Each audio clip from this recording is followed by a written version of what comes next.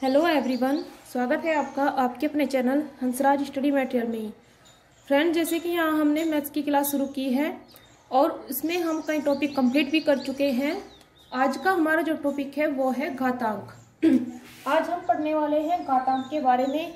इससे पहले हम बीजगणितीय सूत्रों को पढ़ चुके हैं और उम्मीद करती हूँ कि आपका वो टॉपिक अच्छे से क्लियर भी हो गया होगा। तो फ्रेंड्स, अगर आप भी हमारी डेली क्लास ज्वाइन करना चाहते हैं तो आप हमारे चैनल को सब्सक्राइब कर लें और साथ में बेल आइकन को भी प्रेस कर लें ताकि सारी क्लासेज के नोटिफिकेशन आपको टाइम से मिलते रहें। और अगर आप इससे पहले क्लास देखना चाहते हैं तो इसके लिए आप प्लेलिस्ट में जाइए, वहां आपको सारी वीडियोज मिल जाएंगी। तो चलिए शुरू करते हैं आज के टॉपिक को, जिसका नाम है घातांक। देखिए, किसी भी टॉपिक को शुरू करने से पहले उसके फॉर्मूला को जानना बहुत जरूरी होता है। अगर फॉर्मूलाज उसके सूत्र याद नहीं होंगे तो आप मैथ को सोल्व कर ही नहीं पाएंगे, कोई भी क्वेश्चन आप सोल्व नहीं कर सकते। तो इसके लिए चलिए पहले कुछ चीजें देख लेते हैं, जैसे कि कुछ गुणा के रूल है। अगर हम माइनस में माइनस की गुणा करते हैं, समान चिन्हों की गुणा की जाती है तो वो प्लस हो जाएगी। जब माइनस माइनस की गुणा करेंगे तो आंसर में जो निकलेगी, जो संख्या होगी, अगर वे संख्या माइनस की है तो कैसी आएंगी? प्लस की। जैसे कि अगर हमने -2 और -2 की गुणा की तो यहाँ 4 आएगा, 2 दूनी 4, और दोनों माइनस की गुणा होकर क्या हो जाएगा? ये हो जाएगा प्लस का। अब अगर हम एक माइनस लें और उसकी गुणा प्लस में की जाए, केवल माइनस प्लस की बात नहीं हो रही है, यहाँ मतलब है इनकी संख्याओं का। अगर माइनस की कोई संख्या है और उसमें प्लस की संख्या से गुणा की जाए तब कैसी संख्या प्राप्त होगी हमें? तब संख्या प्राप्त होगी माइनस की। जैसे कि -2 में हमने गुणा की प्लस के 2 की, तब हमें क्या प्राप्त होगा? यहाँ 2 दूनी 4, और ये माइनस जो है यहाँ पर, ये भी यहाँ लग जाएगा। नेक्स्ट, अगर हम प्लस में गुणा करते हैं माइनस की, तब कैसी संख्या प्राप्त होगी? तब भी हमें माइनस की ही संख्या प्राप्त होती है। जैसे कि 2 में अगर हम गुणा करें -2 की तो क्या आएगा? -4। अब अगर देखा जाए कि दोनों प्लस की संख्याएं हैं और इनकी गुणा की जा रही है, तब कैसी संख्या प्राप्त होगी? तब भी प्लस की संख्याएं प्राप्त होती है। देखिए, समान चिन्ह यहाँ भी थे तब प्लस प्राप्त हुआ, यहाँ भी समान चिन्ह है, यहाँ भी प्लस प्राप्त हुआ। तो ध्यान रखिए इस चीज का, अगर चिन्ह विपरीत हो जाए, एक चिन्ह प्लस एक चिन्ह माइनस, तो गुणा में हमेशा माइनस आएगा। तो यहाँ पर प्लस की संख्या प्राप्त होगी। जैसे कि 2 में हमने 2 की गुणा की तो हमें 4 प्राप्त हुआ। ये तो कुछ सिंपल चीजें थी जो हमने यहाँ देखी। Just minute.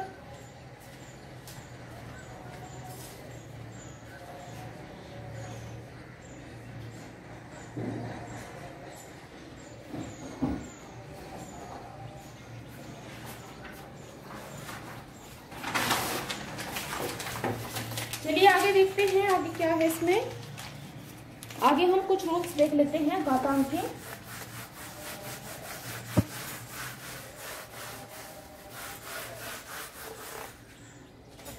देखिए, किसी भी संख्या, ये लिखी है कोई भी संख्या,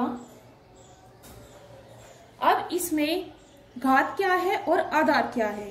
देखिए, ये कोई संख्या है, इसे चलिए ऐसे समझ लीजिए। यहाँ पर हमने लिखा है a की घात 4, तो ये जो a है इसके स्थान पर कोई भी संख्या हो सकती है। इस a को हम क्या बोलेंगे? इसे बोलेंगे आधार, और यहाँ इसे बोलते हैं घात। तो आधार की घात। अब इसके स्थान पर मान लीजिए कोई संख्या है जो हम अभी देख रहे थे, 2 की घात है 3, तो यहाँ आधार क्या हुआ? 2, और उसकी घात है 3, अर्थात 2 की हम 3 बार गुणा करेंगे। 2 गुना 2 गुना 2। इसका अर्थ क्या हुआ? जितनी यहाँ घात लगी होती है उस आधार की हम, जिस आधार पर गुणा लगी होती है उसकी हम इतनी ही बार उसे खोल देते हैं जितनी उस पर घात होगी। जैसे 2 पर 3 घात थी तो हमने इसे 3 बार लिख दिया। 2 पर 5 घात होगी तो हम इसे 5 बार कर देंगे। तो आधार को उतनी ही बार लिख लीजिए जितनी घात दी होती है। चलिए, इसमें हमारा जो फर्स्ट फॉर्मूला है वो है x की घात n, अर्थात इसका अर्थ क्या है, x की गुना करनी है कितनी बार, n बार, x गुना x गुना x गुना x, और ऐसे ही n बार हमें गुना करनी है x की। एग्जाम्पल के लिए ले लीजिए 3 की घात 3, और क्या हो जाएगा इसका आंसर जब हम निकालेंगे तो 3 मल्टीप्लाई 3 मल्टीप्लाई 3। आधार क्या है, 3 है, घात भी 3 है, तो हमने आधार को इतनी ही बार इसमें गुना किया, और क्या आ जाएगा 3 तिया 9 तिया 27। तो यहाँ से हमारा आंसर क्या निकल के आएगा, 27। नेक्स्ट जो फॉर्मूला है वो है, ये फर्स्ट था, यहाँ सेकंड है x की घात m गुना x की घात n। अब इसमें हमें एक चीज का ध्यान रखना है, देखिए हमारे आधार दोनों में ही समान है, और जब आधार समान होते हैं तो घात जुड़ जाती है आपस में। समान आधार होने पर घातें जुड़ जाती है। जैसे कि यहाँ फॉर्मूला क्या बन जाएगा, समान आधार है इसलिए हमने यहाँ लिख लिया, और अब हम ऊपर लिखेंगे m प्लस n। समान आधार पर घातें जुड़ जाती है। एग्जाम्पल के लिए क्वेश्चन ले लीजिए कोई भी, जैसे कि 3 की घात 2 गुना 3 की घात 5। आधार समान है, आधार क्या है हमारा, 3 है दोनों में, तो हम क्या करेंगे 3 यहाँ लिखेंगे, इससे हमारा फॉर्मूला बनता है m प्लस n अर्थात 2 प्लस 5। तो यहाँ कितनी घात हुई, 3 की 2 और 5 7। ये है हमारा इस सवाल का उत्तर। यहाँ 2 फॉर्मूले हमने किए, अब इसके आगे का फॉर्मूला देख लेते हैं।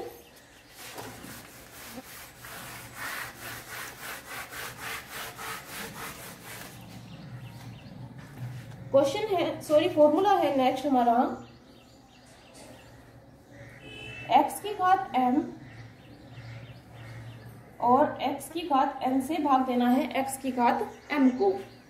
तो इसे देखिए जब हम खोलेंगे तो क्या हो जाता है, इसका अर्थ यही तो होगा x की घात m अपॉन x की घात n, यही होता है ना।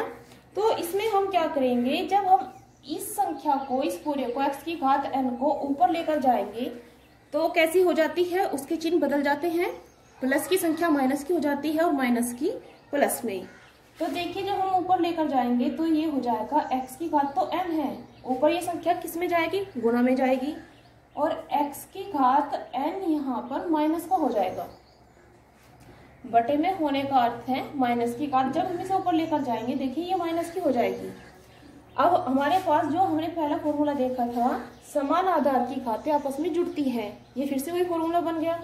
तो हम क्या करेंगे, आधार समान है ये लिया, अब m में जोड़ना है माइनस का n, क्या बनेगा x की घात m, जब ब्रैकेट खोलेंगे तो माइनस का n आ जाएगा, तो x की घात m माइनस के n।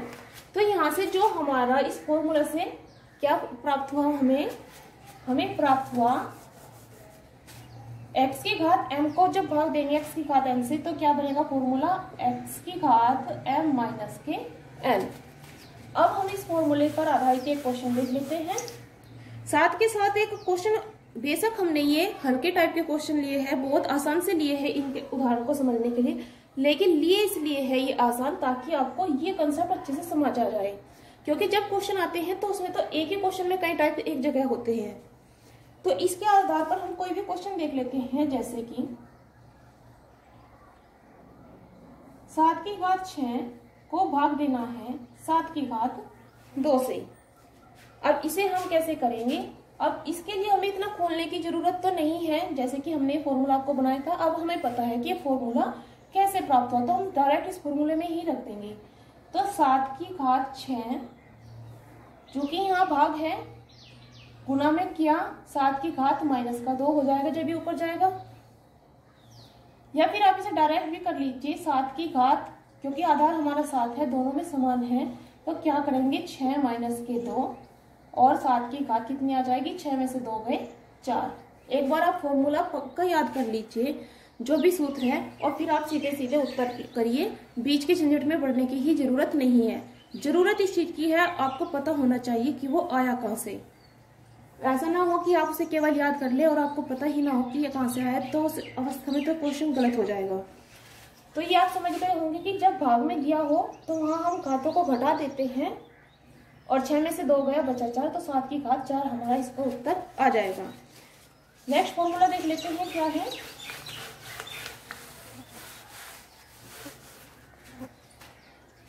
नेक्स्ट है हमारा फॉर्मूला, अब तक हम 3 कर चुके हैं, x की घात m और इसकी घात है n। इस फॉर्मूले को जब हम खोलेंगे तो क्या आएगा, देखिए ये जो दोनों घात है इनके आपस में गुना हो जाएगी, तो x की घात m n क्या बना हमारा, x की घात m n। अगर हम इसके आधार पर क्वेश्चन देखें तो 2 की घात 3 की घात 3 हमने ये लिया है। अब इसमें हम क्या करेंगे, हमने बताया था इन दोनों घात की आपस में गुना होनी है, तो क्या हो जाएगा, ये 2 की घात 3 दिया 9, हमारा उत्तर क्या आया 2 की घात 9। लेकिन इसके साथ ही हम एक और फॉर्मूला देखते हैं जो बिल्कुल इसके जैसा ही दिखाई देता है, लेकिन अंतर उसमें बहुत ज्यादा है। जैसे कि x की घात m की घात n क्या है, x की घात m और m की घात n, समझिए इस चीज को। तो इसमें क्या हो जाएगा, x की घात, पहले केवल x को लेंगे हम, x की घात क्या है। अब इस चीज को ऐसे समझिए कि m की घात n बार है, तो हम क्या करेंगे, m गुना m और कितनी बार करना है, m की घात कितनी है 9, n बार, तो ये हुई m की घात n बार।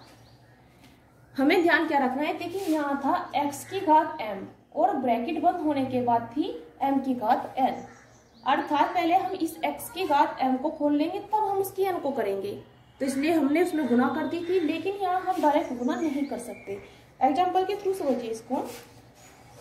2 की घात 3 की घात 3, यहाँ भी यही था, यहाँ भी यही है। अंतर किस चीज का है, यहाँ ब्रैकेट लगा हुआ है और यहाँ ब्रैकेट नहीं है। जब ब्रैकेट नहीं है तो इसका अर्थ हम इसे ऊपर से सोल्व करते हुए चलेंगे। तो पहले 3 की घात जो 3 है हम इसे सोल्व करेंगे, तो 3 की घात 2 तो यहाँ ऐसे ही रह जाएगा। अब 3 की घात जो 3 है तो इसका अर्थ क्या होगा, 3 गुना 3, अर्थात 2 की घात 3 क्या 9 क्या 27। देखिए कितना डिफरेंस है, यहाँ 2 की घात 9 आया था और यहाँ 2 की घात 27 आया। इसमें अर्थ है 3 की भी घात 3, 2 की घात तो 3 है ही, लेकिन इस 3 की भी घात 3 है, लेकिन यहाँ इस 3 की घात नहीं थी, वो 2 की 3 की घात 3 थी। 2 की 3 अर्थात 2 दूनी 4 दूनी, ये जो यहाँ 2 को हमने 3 बार लिखा, इसकी घात 3 है। तो इस चीज को समझिए और कभी भी इस क्वेश्चन को गलत मत कहिए, क्योंकि एग्जाम में कई बार इसीलिए भी चलाने के लिए दे दिया जाता है और आप कैसे ऐसे सोल्व कर दोगे, या फिर इस क्वेश्चन को भी ऐसे। अंतर समझिए, इसमें ब्रैकेट है और इसमें ब्रैकेट नहीं है। चलिए नेक्स्ट क्वेश्चन देख लेते हैं। नेक्स्ट फॉर्मूला है हमारा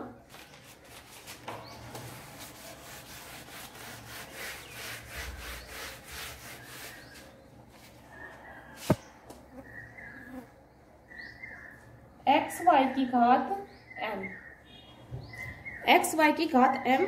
इसका अर्थ क्या होगा, जब हम इसे खोलेंगे कि x पे भी घात m है और y पे भी घात m है। अब आधार यहाँ समान नहीं है, अब समान क्या है, समान है हमारी घात।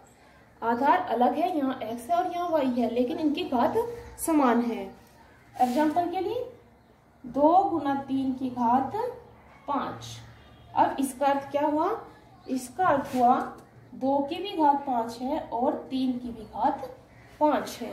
तो जब समान घात हो जाए तब हम उनके आधार को एक जगह ले लेते हैं, उनकी घात को दोनों पर ही एक जगह लगा देते हैं। Next formula x upon y की घात m। अब इसका क्या अर्थ हुआ, देखिए आपको समझना है, यहाँ भी घात समान थी तभी तो हमने आधार अलग होने के बाद भी एक जगह लिखे थे। जब यहाँ भी आधार अलग है, बस अंतर ये है कि यहाँ बटे में है, यहाँ भी घात समान है, तो x की घात m बटा y की घात m। चलिए इस पर भी एक क्वेश्चन देख लेते हैं। 2 की घात 2 बटे 3 की घात है 4। अब हम इसे कैसे करेंगे, इसका भी अर्थ हुआ 2 की भी घात 4 है और 3 की भी घात 4। चलिए नेक्स्ट क्वेश्चन देख लेते हैं। नेक्स्ट फॉर्मूला है हमारा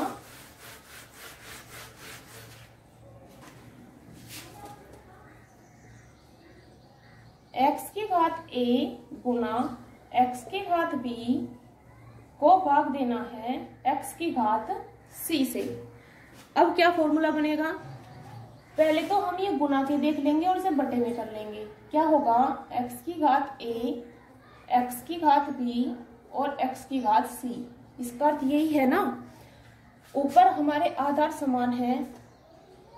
चलिए पहले हम इसको ही चेंज कर लेते हैं।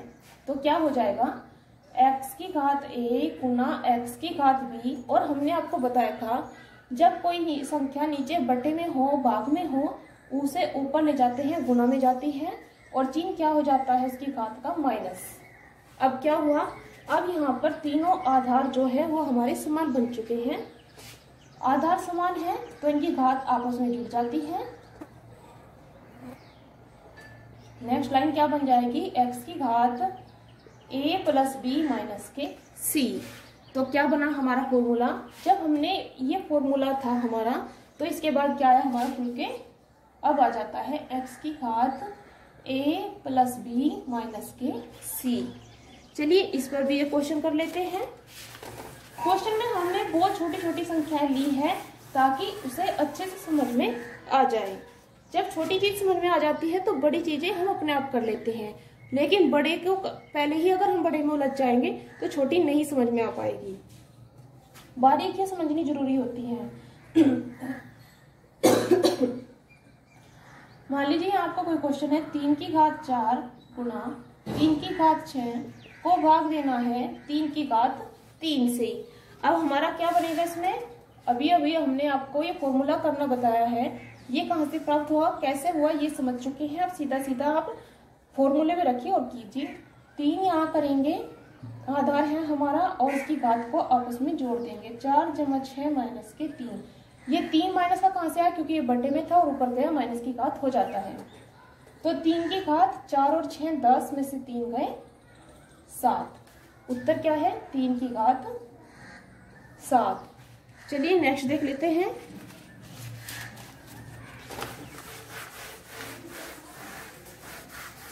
नेक्स्ट फॉर्मूला है x गुना y गुना z और इसकी घात क्या है, इसकी घात है m। अब इसका अर्थ क्या हुआ, इसका भी अर्थ है x की घात भी m है, y की भी घात m है और z की भी घात m है।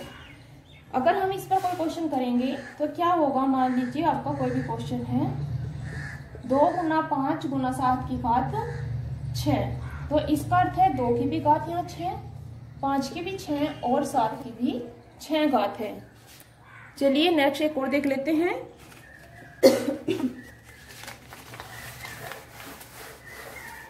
नेक्स्ट फॉर्मूला है x की घात a बराबर y दिया है।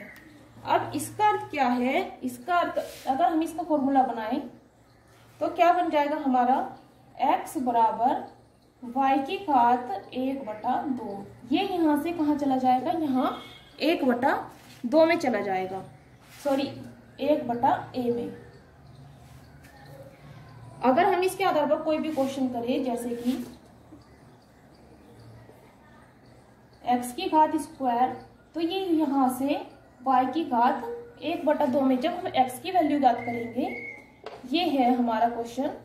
तो x बराबर अगर हमें निकालना है तो हम करेंगे y की घात 1/2।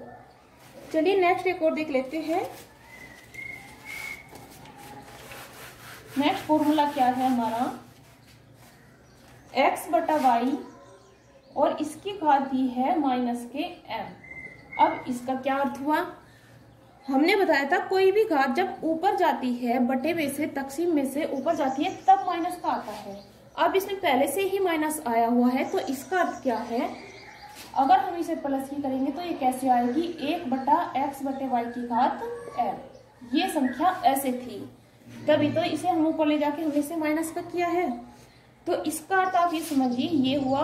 अर्थात अगर हम इसकी एक और लाइन बनाएं, यहीं पे बना देते हैं। इसका अर्थ क्या है, x की भी घात m और y की भी घात m। ऐसे ही है। तो यहाँ जब 1 बटा में आ जाता है तो ऊपर की संख्या की गुणा आपस में हो जाती है। तो इसका अर्थ y की घात m बटे x की घात m, घात समान है तो हम इसे कैसे लिख लेंगे, इसे लिख लेंगे y बटा x की घात m। अब ये यहाँ से इस फॉर्मूला से ये फॉर्मूला बना है हमारा, ये कैसे बना ये आप अच्छे से समझ ही गए होंगे। एक क्वेश्चन देख लेते हैं। मान लीजिए कोई भी संख्या है 4/7 की घात -3, तो क्या होगा इसका उत्तर? इसका उत्तर हो जाएगा जो नीचे की संख्या है उसे ऊपर कर दीजिए और ऊपर की संख्या को नीचे कीजिए और घात लगा दीजिए। अब लगेगी प्लस की, क्योंकि हमने इनके आपस में इनकी संख्याओं को बदल दिया है, अंश और हर को आपस में बदल दिया है। तो यहाँ पर माइनस के स्थान पर प्लस आ जाएगा। चलिए नेक्स्ट कर लेते हैं फॉर्मूले का। नेक्स्ट फॉर्मूला है x की घात a बराबर x की घात b। जब आधार समान है लेकिन बराबर है बीच में, x की घात a बराबर x की घात b है, तो यहाँ से समान आधार होने पर इनकी घातें आपस में बराबर हो जाएंगी। अर्थात a बराबर किसके हो जाएगा? b के। a के बराबर b हो जाएगा। एग्जाम्पल के लिए देख लीजिए, कोई भी क्वेश्चन है, मान लीजिए 3 की घात x दिया हुआ है और यहाँ पर 3 की घात दी है 5, आधार दोनों में समान है, तो x की वैल्यू क्या हो जाएगी? अगर यहाँ से बोला जाए x की वैल्यू ज्ञात कीजिए तो x बराबर क्या हो जाएगा? 5, क्योंकि दोनों संख्याओं में हमारे आधार बराबर दिए हुए हैं। चलिए नेक्स्ट देख लेते हैं। मान लीजिए आपका फॉर्मूला केवल इतना है x की घात -a, तो हम उसे कैसे लिखेंगे? 1/x की घात a। और अगर लिखा हुआ हो 1/x की घात -a, तो हम लिख देंगे x की घात a। इस चीज का डिफरेंस समझिए, यहाँ माइनस में है लेकिन बटे में नहीं है, तो बटे में गई तब प्लस की हुई, यहाँ बटे में थी माइनस की भी थी, ऊपर गई तो ये प्लस की हो गई। नेक्स्ट 1-2 पॉइंट और जो रह जाते हैं उसे देख लीजिए। लगभग जितने भी इम्पोर्टेंट फॉर्मूला यहाँ पर बनते थे, जो भी इम्पोर्टेंट नियम थे इनके, वो हम कर चुके हैं। एक पॉइंट और है कि अगर x की घात दी हो 0, तो इसका मान क्या होता है? इसका मान 0 नहीं होगा बल्कि 1 होगा। जैसे कि मान लीजिए कोई भी संख्या है 4 की घात 0 दी है, तो इसका उत्तर क्या निकालेंगे हम? इसका उत्तर निकालेंगे 1। क्या लिखना है? इसका उत्तर लिखना है 1, न कि यहाँ 0 या फिर 4 भी नहीं, केवल 1। अगर क्वेश्चन ऐसे हो 2 की घात 2, 5 की घात 0 गुना 3 की घात 0, तो इनका उत्तर कैसे निकालेंगे? 2 की घात 4 दी है अर्थात 2 की घात 2 दी है, तो इसका ऐसे खोलेंगे, क्या आ जाएगा? 2 गुना 2 4 आ जाएगा। अब 5 की घात 0 है तो इसका अर्थ भी 1 है, और 3 की घात 0 है, इसका अर्थ भी 1 हुआ। तो 4 एकम 4 और 1 1 की गुणा 1 होगी, तो उत्तर आएगा 4। नेक्स्ट एक पॉइंट और है कि अगर कोई भी वो जो संख्या है आधार में, कोई भी आधार सम संख्या दिया हो, आधार अगर सम संख्या हो तो उसकी घात चाहे सम हो चाहे विषम हो, कोई भी हो जाए, जब हम उसे सोल्व करेंगे तो हमें हमेशा सम संख्या प्राप्त होती है। जब आधार सम संख्या हो और उसकी घात फिर चाहे सम हो या विषम हो, इस चीज से कोई फर्क नहीं पड़ेगा, तो हमें सम संख्या ही प्राप्त होगी। जैसे कि अगर यहाँ 2 की घात 2 है, सम संख्या भी हमने, आधार क्या है हमारा? सम संख्या है, तो जब हम इसे सोल्व करेंगे तो 2 गुनी 4 हमें सम संख्या ही प्राप्त हो जाएगी। अगर हम इसे यहाँ 2 की घात 3 कर लेते, क्योंकि 3 एक विषम घात है, तब हमें क्या प्राप्त होता है? यहाँ 8 प्राप्त होता, ये भी सम संख्या है। तो ध्यान रहे, सम संख्या की घात चाहे कुछ भी हो, सम हो या विषम हो, हमें सम संख्या ही प्राप्त होगी। इस टाइप की जो रूल है, ये जब हम एग्जाम करने बैठते हैं एग्जाम हॉल में, वहां करने में आसानी होती है। मान लीजिए आपको कोई भी संख्या, बड़ी संख्या देगी कोई भी, लेकिन वो समय तो ध्यान रखें उत्तर सम संख्या ही होगा। आप उनके जो भी ऑप्शन दिए हो उनमें देख लीजिए सम संख्या कौन सी है। 1-2 विषम संख्या मिलेगी तो 1-2 पॉइंट तो वहीं से आपका हो जाता है कि इसे जौन सी विषम से वहीं पर छोड़ दीजिए। अब नेक्स्ट अगर हम देखें, अगर यहाँ आधार हमारा विषम संख्या है, उसकी घात चाहे सम हो चाहे विषम हो, हमें कैसी संख्या प्राप्त होती है? हमें हमेशा विषम संख्या ही प्राप्त होगी। सम आधार है तो सम संख्या, विषम आधार है तो विषम संख्या। जैसे कि 3 की घात 2 है, क्योंकि 3 आधार कैसा है? विषम संख्या है, घात 2 है, सम संख्या है। तो 3 किया जब हम करेंगे 9 आया, कैसा आया? सम या विषम? तो विषम संख्या प्राप्त हुआ। 3 की घात 3 कर देंगे तब हमें प्राप्त होगा 27, ये भी विषम संख्या है। तो ये थे आज के कुछ रूल जो हमने घातांक से संबंधित यहाँ किए हैं। आपको ये रूल अच्छे से समझ भी आ गए होंगे और इनके आधार पर क्वेश्चन कैसे करने हैं वो भी समझ आ गए होंगे। तो नेक्स्ट पार्ट में जो हम करने वाले हैं, घातांक के आधार पर कुछ इंपॉर्टेंट क्वेश्चन करेंगे। तो फ्रेंड्स, आपको हमारी आज की वीडियो कैसी लगी कमेंट करके जरूर बताइएगा। पसंद आती है तो लाइक और शेयर करना ना भूलिएगा। चलिए मिलते हैं हम नेक्स्ट पार्ट में।